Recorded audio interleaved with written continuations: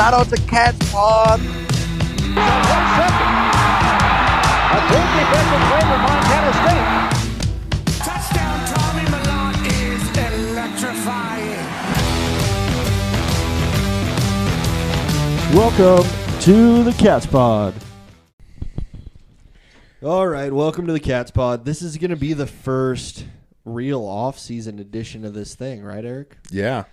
First time that we don't have any real active FCS football going on at all. Mm-hmm. Yeah. I think from now on, these podcasts are going to take a little bit different format because right at the beginning, we're going to hit you with whatever Bobcat news there is for the week. Yeah. You know, it's just going to be whatever we can come up with, whatever's going on around the conference, those different kinds of things. That is what we will talk to you about right away. And then we're probably going to just tell you about our lives, kind of. Yeah. You know? we're just going to bring up stuff that we've been into this week, find different things that we would like to talk about for each individual week, and it might get a little bit rambly, but we're hoping that that's not too big of a problem. Yeah, all the really cool things going on in northern Montana. Oh yeah, great things right now. What's going on in northern Montana, Eric? It's cold. It is really cold.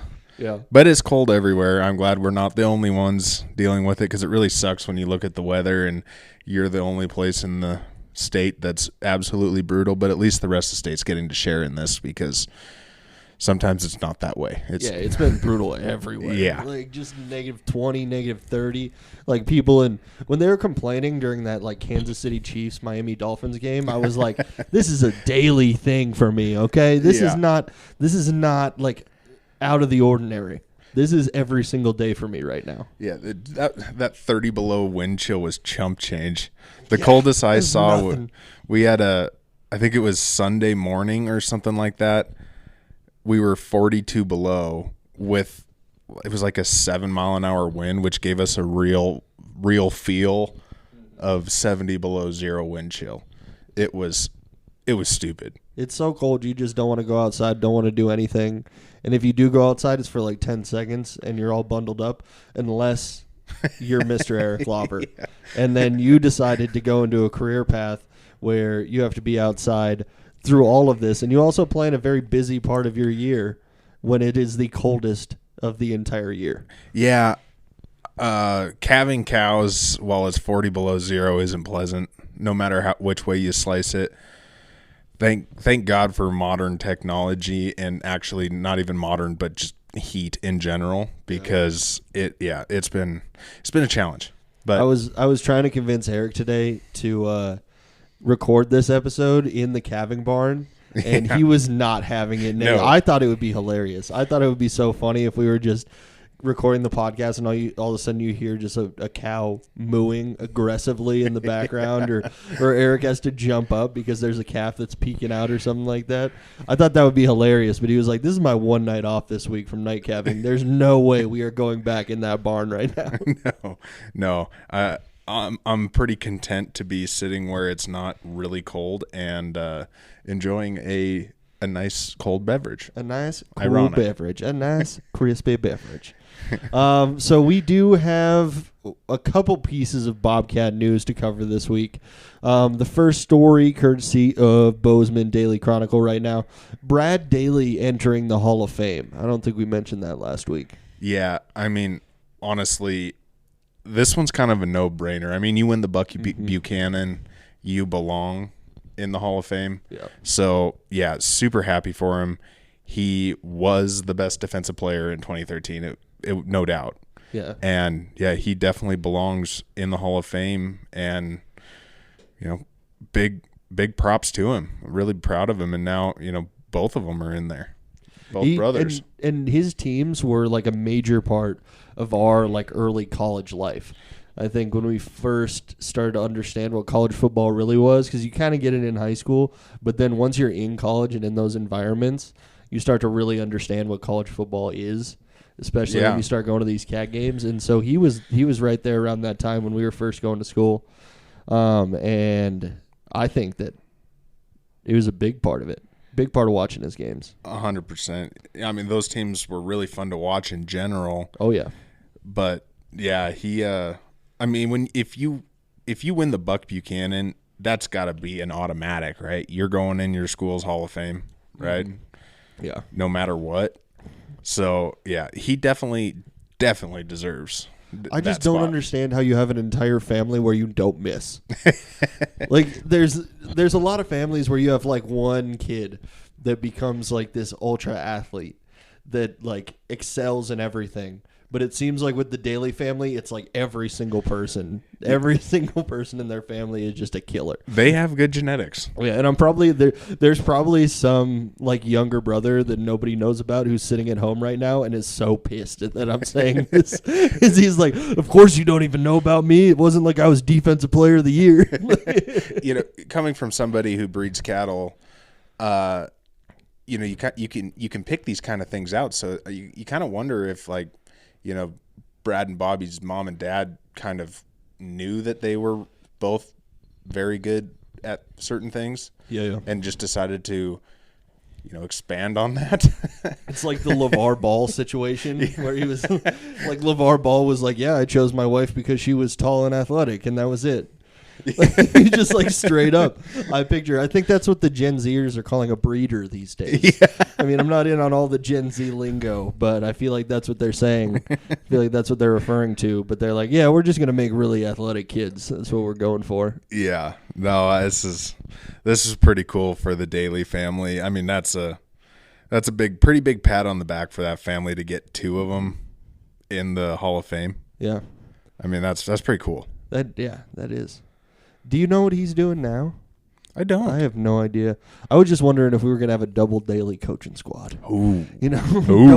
Double Dailies on the defense. I just like that only for the alliteration. I think I just want to say double Dailies on the defense on a week-to-week basis. That's the only thing I'm looking for. The double D's. The double D's. I still think we're looking for a QB coach. I haven't seen anything. Yeah, I don't know if that's his spot. Yeah. You never know. That's old Mr. Daly's spot on the team. Maybe like he knows about getting to the quarterback. He probably had to study a lot of them. If you're a football guy, you're a football guy. There's a great picture on this article of him chasing down Jordan Johnson, which I love to see. Yes, it's a pleasant image of him tackling Jordan Johnson. Yeah, it is nice. Jordy. Nice. Old Jordy. Love to see that man get sacked. The ringleader of the scandalous Montana Grizzlies. Yeah. Thank you, Jack Kerouac.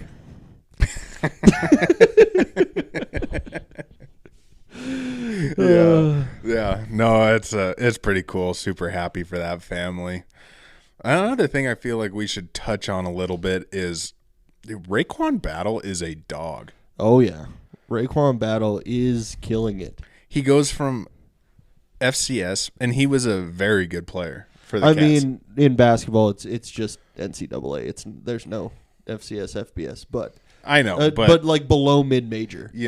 Like you got your mid-major school, and then you have the Big Sky Conference. But he goes from a pretty good player on the Bobcats and in the Big Sky Conference and all that good stuff, and had a really nice tournament, honestly, against Kansas State last year. Yep. And he goes to West Virginia, gets hit with the NCAA totally trying to screw him over, beats that, and then just steps right into the starting lineup, and he's stroking. He's tearing it up right now. He's just steadily grown, like season to season. Looking at his career stats right now, he's always been a scorer first. Like, not saying he's not a good team player or anything like that, but he is a guy that he's a hooper. He's a guy who's going to get you a bucket anywhere on the court, anytime. That is what his job is. And he went from 17.7 to 19 to this year at 23.3 points a game. He is just excelling at the role that he is supposed to be playing on any team. Yeah, just watching this highlight video here, it's pretty impressive to see kind of how his game has evolved, and especially stepping into the Big 12, which honestly the Big 12 is decent this year. I mean, you have multiple top 25 teams, including my team, Iowa State. Yep. They knocked off number 1 and number 2, got themselves ranked and everything, even though they were supposed to have a lousy season.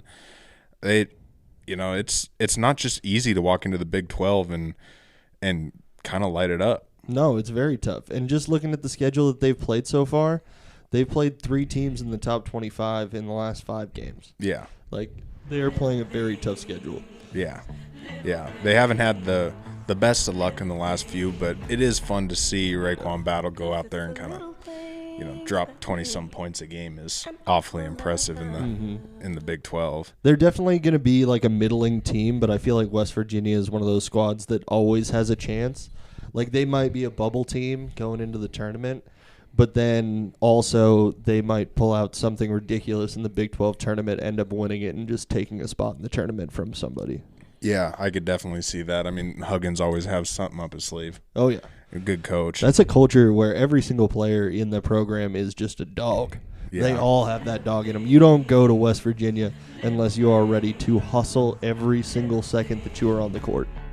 Yeah, and it's kind of fun to watch them in the Big 12 because I do pay pretty darn close attention to the Big 12, and so I'll actually be able to watch him play Iowa State and all that, all those games that they're in together.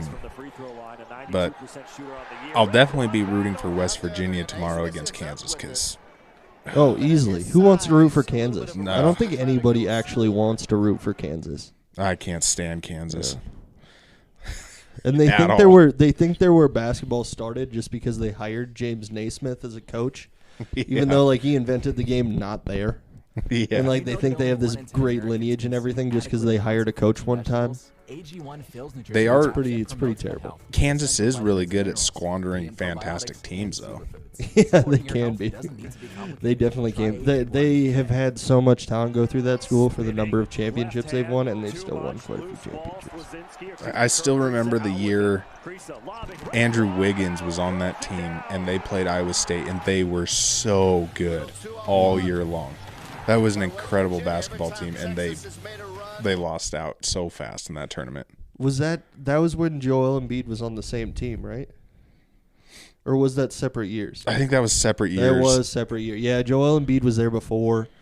That's my bad. Yeah, it was Andrew Wiggins was lighting it up big time. That was the year that Karl Anthony Towns and all those dudes were playing for Kentucky. Yeah. When they had Devin Booker and Trey Lyles and just they were 12 guys deep and they were doing the hockey formations and everything like the hockey rotations. That was that team. Yeah. They played against Montana State that year.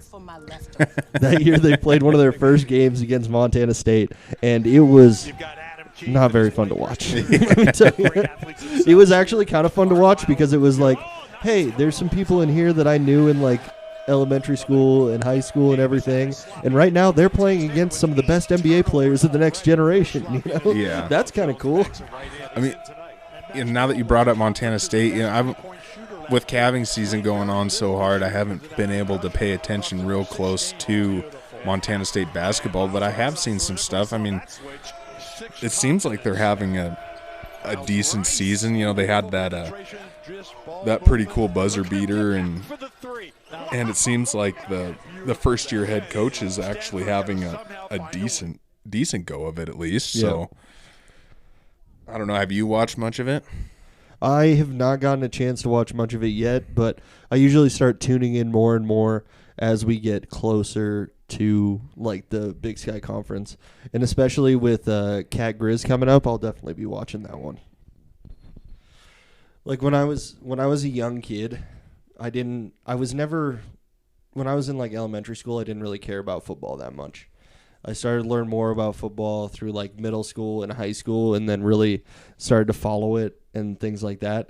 So the Cat Grizz basketball game was my Super Bowl every year. And it was the most frustrating thing of all time because nobody cared or even knew that it was on. Because in like the early 2010s, like late 2005 to 2010, nobody was paying attention to Bobcat or Grizz basketball. This was before Will Cherry, before Dame Lillard came to the Big Sky. Like nobody was watching it. Well, you're right, because when I started college at Montana State, the basketball games were not very well attended, really. No. And I feel like Danny Sprinkle kind of changed that. I mean, the Cats did well, but when he took that over, they were good. Mm-hmm. He completely changed the culture. And Yeah. it was overnight. Yeah. It was like one day the team was middling to not doing very well. And then the next day, Danny Sprinkle comes in, and boom, we're top of the conference contenders every year. He pulls in quite the team. He puts quite the team together, takes them to the tournament. They have, they didn't have much of a run, but they've put up a really good fight. They lost those guys, but Shout out Raekwon Battle. yeah. Shout out Raekwon Battle. Yeah. But even now, you see the videos, and there's a lot of people watching that game. Mm-hmm. And now Coach Longy is taken over, and he is, it seems like, continuing on the legacy a little bit. Like, there's been some struggles. There's been some games won and lost. I believe they lost to Rocky early in the season. Yeah. They beat Cal and then lost to Rocky. So Right. it's like, I don't know how to gauge this right now. But going into this Cat Grizz matchup, Montana State's sitting at 3-1 in the conference. Montana's at 2-2. Looks like they had two really good battles last year between the two squads. Yeah. And so this year I would expect a lot of the same. Yeah. No, it seems like they found a pretty good coach to kind of come in and, pick up where Sprinkle left off to a certain extent. I mean, he lost a lot. Yeah, he had a super tough task ahead of him. Yeah. It is very tough to build a team when you lose a coach like Danny Sprinkle, and a lot of the key players on the team are going to leave with him or to other schools. And if you lose a guy with the name Great Osabor, Yeah. if you lose somebody hard. named Great, how Yeah. can you How do you be recover? good? Yeah. How do you recover? How can you go from great to good? Yeah. I mean, you can't can go only from go great, down. You can't go from great to greater. Yeah. That's not even correct. You can't even do it.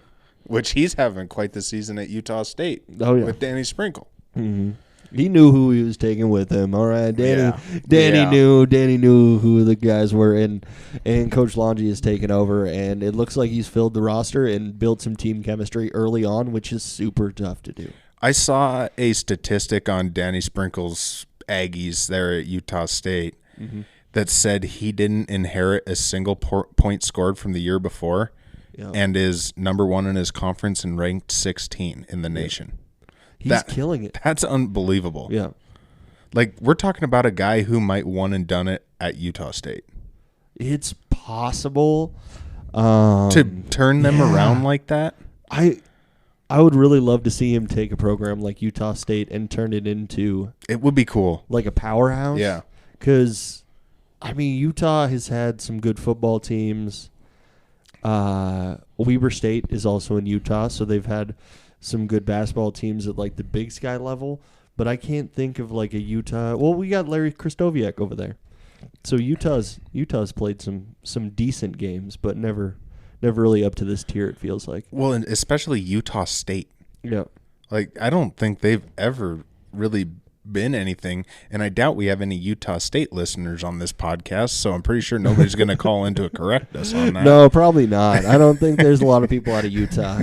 We might have a couple. I don't know if the Mormon community is really into us. Yeah. I doubt it. I really doubt it. We might have two, just because I have one cousin and her husband is very obsessed with all things college football, so we might have like one listener that's listened to a couple episodes out of there. Jeremy, if you're listening, I appreciate you. Yeah, but it is super cool to see Danny Sprinkle walk in there, turn around his second program, and honestly, he's taken. The expectations were not high. No. And he's taken it way above and beyond. And, if you see that kind of turnaround on multiple levels, you go from the Big Sky Conference up to the Mountain West. It's not out of the realm of possibility that he only spends a couple years there. I would be a little bit surprised if he didn't stay with his guys, like the guys he took from the Cats and the guys he brought in himself. Because Osabor is pretty young. I feel like I think he at least has one more year. And he's not If the not only two. He's not the only one that went with him. No, definitely not. Yeah, you should see if you can try and find that roster. But I I would imagine that he probably wants to stick it out with those guys. I mean, they went with him there. They took a chance on him going to the Mountain West and all that stuff. But yeah, I don't know. We'll see what happens. But I kind of feel like I could see him making a jump to a bigger program. But we'll see. Yeah. We'll see what happens. It would be tough to come out of the Mountain West and do anything. Yeah. To do anything major, just because you're not playing against a ton of major competition. I mean, UNLV in their heyday was an amazing team, but now they usually have a lot of athleticism, but not a whole lot of winning going on over there. Dude, UNLV was a cool team. Oh, yeah, it was the coolest. Yeah. And now it's just kind of like in this weird middle ground where I'm not even sure how to feel about it. Yeah. I mean, they made a 30 for 30 on UNLV. Mm-hmm. And then Fresno State has also had some good players. There was also a 30 for 30 that unguardable one about the dude with the drug and alcohol problems. Fun little he played for Fresno State, and fun little story about drug and alcohol problems. Oh, I think who else did? Paul George. I want to say Paul George was a Fresno State guy. Yeah. No, it's fun to see these guys, and we've been talking about the transfer portal to no end, and basketball's the same way. Got guys transferring, and it's fun to see them do pretty cool things. Mm-hmm. It is fun to see everybody. This is the same thing we're talking about whenever we're like, please don't enter the transfer portal, but also we're going to root for you and like treat you like you're our brother that left for college, because we definitely do that. Like with Afonso and everything, with Danny Sprinkle, with Raekwon Battle, it's like, okay, you guys are all our brothers now, and so we see you go to these big schools, and we're like, oh, I'm so happy for you. I'm so happy for you, man. Just, getting back on the whole transfer portal thing, it has been funny to see this domino effect in the transfer portal. So the transfer portal window closed, right? Mm-hmm. Couldn't enter the transfer portal, but then Nick Saban retires, right? Yep. So Alabama players now have a 30-day window to transfer. Mm-hmm. Then Kalen DeBoer goes from Washington to Alabama. So now Washington players have a 30-day window to transfer. Yep. So then I think it was Arizona's coach takes over the Washington job. Mm-hmm. And now Arizona players have a 30-day transfer window too. And so then Arizona hires a new coach, and San Diego State now has a 30-day window for their players to transfer. So it's like bada boom, bada bing. We have 500 players that are eligible to enter the transfer portal with their 30-day windows. And this all happened really fast. All these hires were bam, bam, bam, bam. Yep. And I mean, if you're following a lot of any of these teams at all, you're seeing, a pretty big influx of players hitting the portal again. Oh yeah, including the Grizzlies. They don't believe in actually building teams from the ground up. They like to go out and bring players from other schools in to their roster. Is that what our thing's going to be now? Are we going to say that the Grizz are bought, not built? Yeah. That's going to be the new thing. Like, even though we also get players out of the transfer portal, but we're going to be like, couple. Oh, it's like free agency now. They just buy all these players, bro. And it's not even college football anymore. You can't have cat culture if you bring they bring a few players, people that fit the mold. Mm-hmm. They bring those guys in. It's worked really well. Yeah. But the moral of the team has been building it. Oh yeah, from the ground up, starting as freshmen, going all the way through. And unlike the Grizzlies, they just go hit the portal and run rampant. I mean, how would you like to be Ayat, and they've now brought in 2 transfer quarterbacks? Yeah, that's a tough look. Hey, Mr. Ayat, if you would like somebody to be on your team, no matter what, day and night, always have your back. Even if you transfer away, we will have your back. You got 2 guys right here, If you want to come in, sit behind a little Tommy touchdown action for a season, Well, not just Tommy, but Jordan Reed, and there's gonna be a lot of waiting. Yeah. There's gonna be a lot of waiting for a while. Yeah, there would but be a little bit. it just makes Sorry, you. Mr. Ayat, we don't have a spot for you. I was reminded. It's just funny because they bring in 2 transfer quarterbacks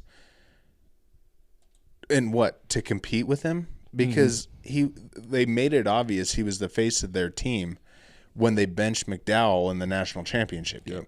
It was his team at that point. McDowell transfers, leaves it to him, and boom, they bring in 2 transfer quarterbacks. So it's just interesting. Well, bro, iron sharpens iron, man. So we just bring in as much talent as we can, and we don't care about anybody's feelings.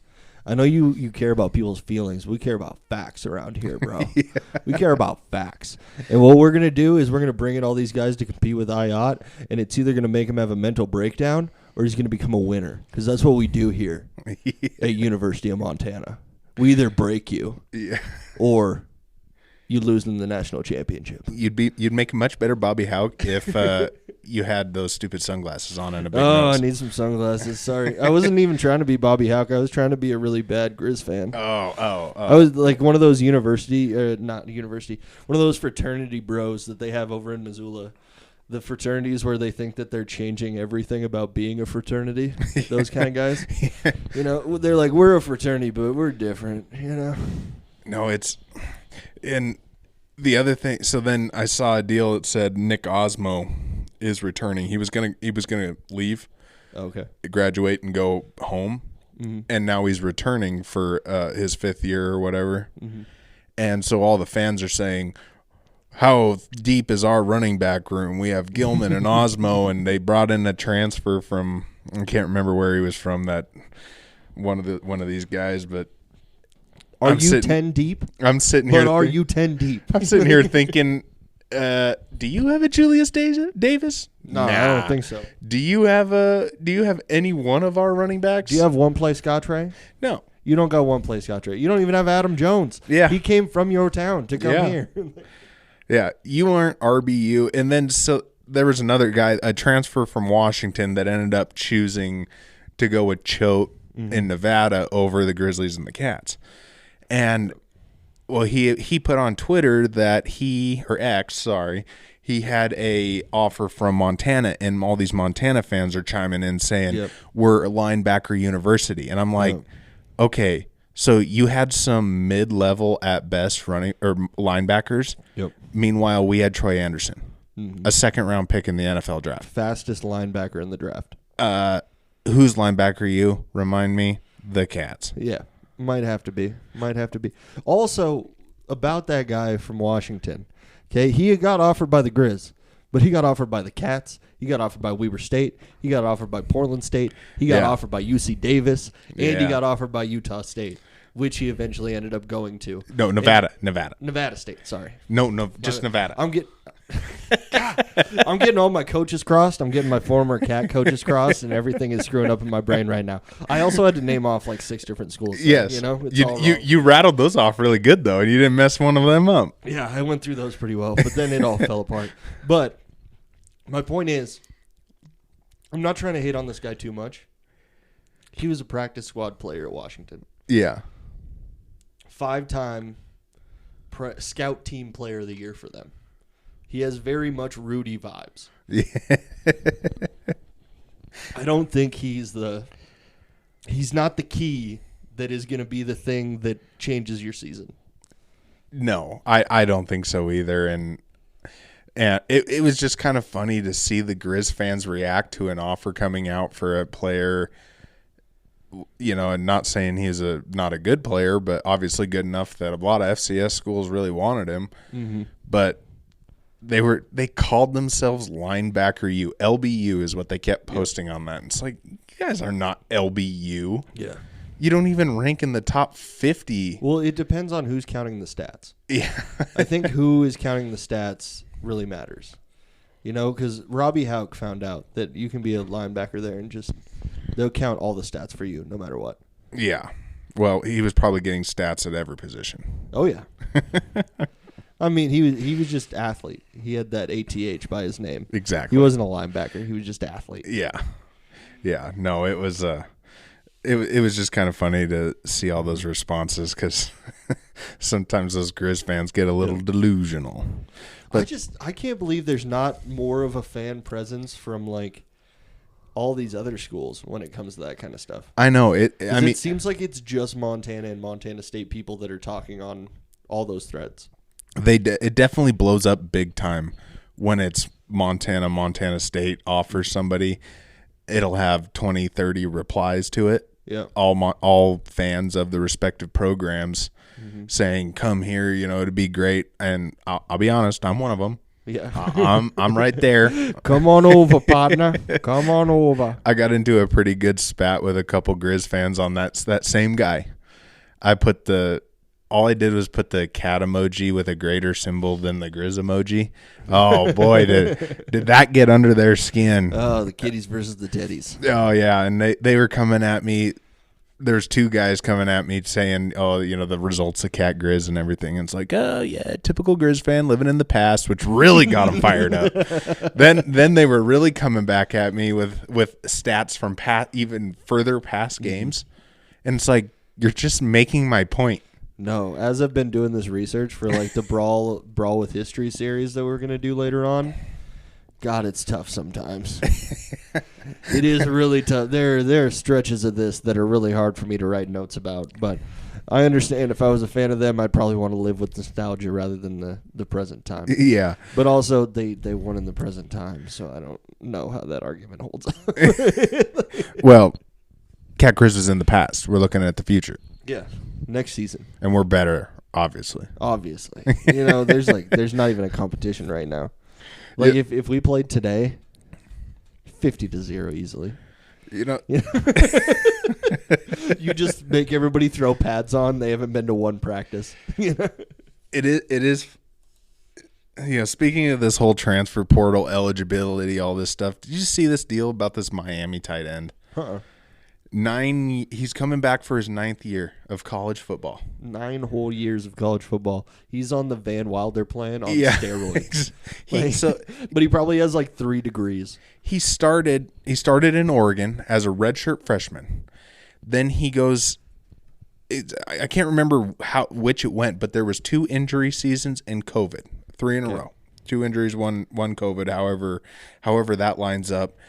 Mm-hmm. Then he transferred to Miami from Oregon with the coach when he went to Miami, and now he's returning for his 9th year. I don't know if I could do it. I don't know if I could do a decade in college athletics because it's not easy. How is that even possible? I don't know. I mean, I took a long time to get through college, but I still had a degree and a half when I was done. Yeah. And it's just one of those things where it's like I didn't play like super intense college athletics. It was like NAIA the 2 years that I was in it. Yeah. But it was a full-time like 10 hours a day job during the season, and then after the season you had all kinds of obligations. So I could not imagine being at a school like Miami. Like, you are a professional athlete basically. Yeah. You're going every single day, all day. Weights, meetings, everything like that. I don't know if I would sign up for that for 9 years. I guess now that you're getting paid and there's NIL money involved, it would be easier, but I don't know if I could stick with it that long. Yeah, it's super interesting to look at this guy's like trajectory through his 9 years, and I think about I spent 5 years in college and I had a degree, a full degree and a minor. Mm-hmm. And that took me 5 years to do. Yep. But he's going to be in school for almost twice as long as I was. Yeah. That's what I was saying. He's probably got 3 degrees. Because you only have to have the credits for like your generals on the first one, I believe. Yeah. And then after that, you could just stack up degrees after that. You just keep it rolling. Yeah. I mean, he should have his pick after college. Yeah. Of what he wants to do. Yeah. I think that was also the plan that I was trying to be on when I was in college, because I changed my major 5 times in 5 years.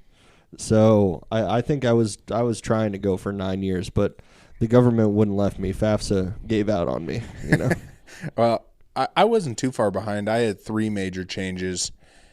I started ag business. I took a class. It was actually made it quite a way through ag business, and I walked into a lecture. It was the very first day. He handed out an exam. You know, when you're supposed to be going over like syllabus, he hands out an exam, and he straight up says, if you can't get a 20% on this, you won't pass the class. I took one look at this thing, and it was optimizing profit curves with calculus. I took one look at that and said, nope. Walked right out of there, changed my major that day. Calculus was where I had to stop on math. I attempted it in high school, and I was like, yeah, boss, this is beyond me. This is beyond me, boss. I am sorry. Yeah. No, that was... But I can't imagine being in college for 9 years, man. No. No, that would not be a chance. horrible. No.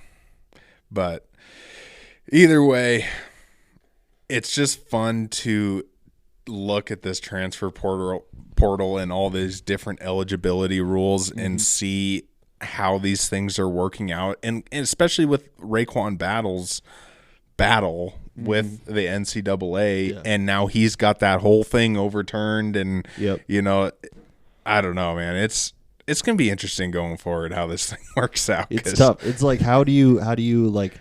I wish they would have said, like, sorry, you have to go back to Montana State. I would have been very happy with that, you know? Yeah, send you back to your stomping grounds. Sorry, you know. I know you didn't really love it here, I guess, apparently. But you could also come back, you know? I wouldn't be mad. So I saw a cool hypothetical kind of situation moving towards kind of next season and the future of Montana and Montana State. And it was courtesy of a poster on FCS Fans Nation. They said, how about setting up an early season game between the North Dakota schools and the Montana schools and make it like a rotation? Like home and away rotation? Yeah. The Dakota schools, not the North Dakota schools. So it would be like North Dakota State plays the Grizz one year and we play South Dakota State, and then we switch every single year. That would be a cool start for the season for your non-conference play, to sign a contract like that and you know, do like a 4 or 5 year contract and swap back and forth the 4 big dogs in the FCS, trading blows every single year. I thought it would be a really cool tradition to start. It would. Yeah. Yeah, that would be. I mean, everybody wants to go, you know, most schools like to go play, you know, an FBS, get paid some money. Like I saw a deal that said the Cats are gonna get paid $360,000 to play New Mexico. I think, is it New Mexico or New Mexico State? I can't remember. I can't remember which one it is. Yeah, either way, it's New Mexico. But they're gonna get paid $360,000 to do that. But then you still have, what is it? Is it 3 non-conference games or 4? Whatever it is. But so you still have an opportunity to get another game in against one of the Dakota schools. And even if you rotated all of them, you know, there's only 2 Montana schools, but there are 4 Dakotas. Yep. Both state schools and university ofs. So you could, you know, just kind of do a rotation. Yep. Of all of them and play all of them. And that would be cool, because it would kind of keep things right there. Yep. And out of conference still. And it gives you an early season test where you can kind of see where you're stacking up. Yeah. You know, those kind of things. And also, I believe that if you did North Dakota, South Dakota, or North Dakota State, South Dakota State, Montana, Montana State, those games happening every year, I think that would bring in just as much money. It would. As you would get from playing in New Mexico or playing against one of these other FBS schools. I believe you would have just as much revenue off that, especially if you play it right. Well, we played South Dakota State our very first game of the year this year, and South Dakota State, with all their non-existent fans, sold their stadium out and filled the whole dang thing. Exactly. You know, there was a lot of Montana State fans that traveled to that game. Or there was a lot of Russians at that game. There was a whole lot of Russians in the stands at that game. Yeah, no, and the other thing about it is that, you know, you get you get even more people involved in FCS football when you get the big games every year. Because if you look at the schedules for like the Grizzlies this year, they don't really play very many people that are top dogs in the FCS. Next year they have a really soft schedule. Montana State has a much better schedule in my opinion as far as strength of schedule. But I don't know. If you did that, it would just increase the people that are watching. It would increase the attention your program gets. Yeah. Honestly, I think that's a fantastic idea. I'd love to see that.